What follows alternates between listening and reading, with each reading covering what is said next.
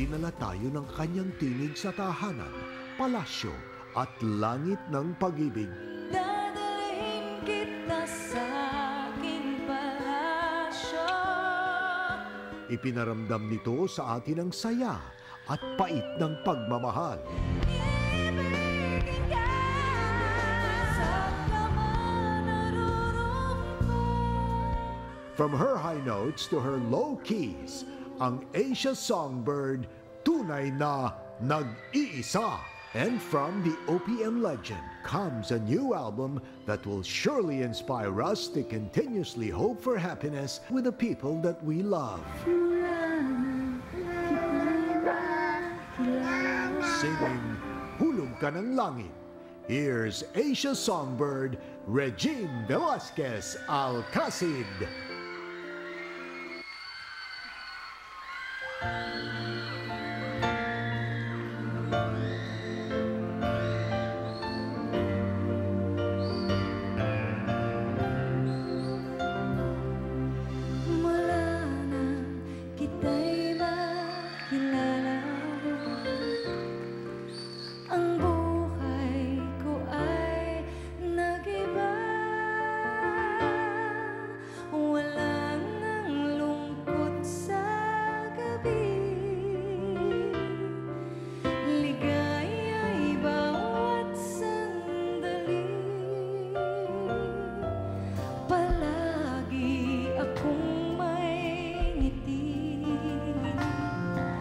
Kapag kita'y naiisip,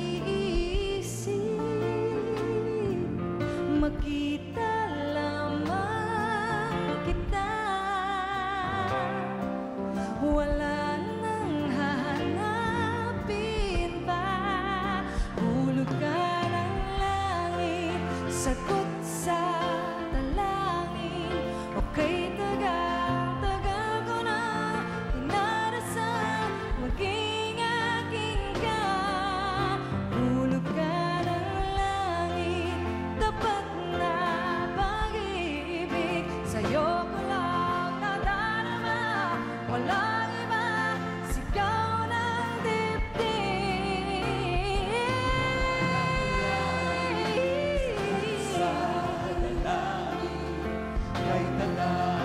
Kay tagal ko na inarasal, sagot sa talangin.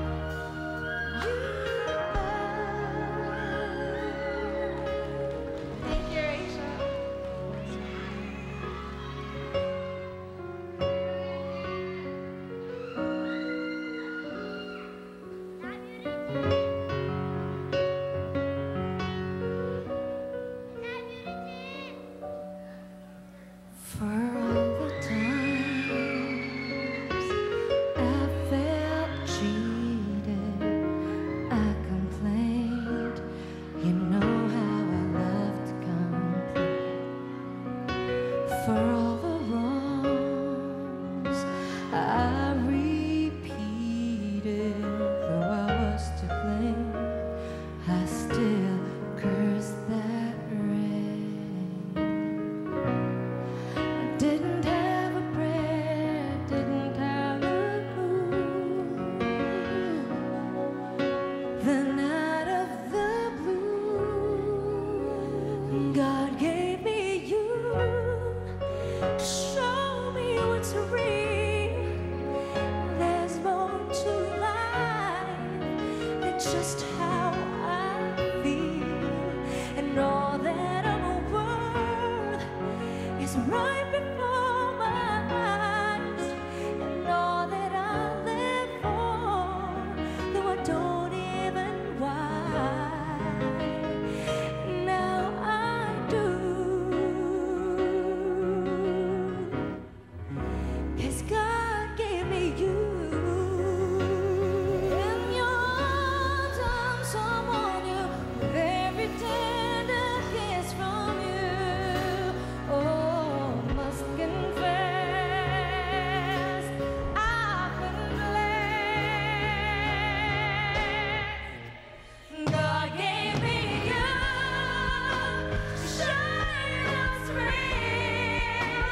There's more to life than just how I feel, and all that I'm worth is right before my eyes, and all that I live for, Lord, didn't know why. Now I do,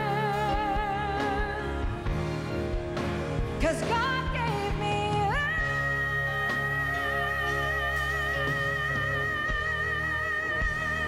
God gave me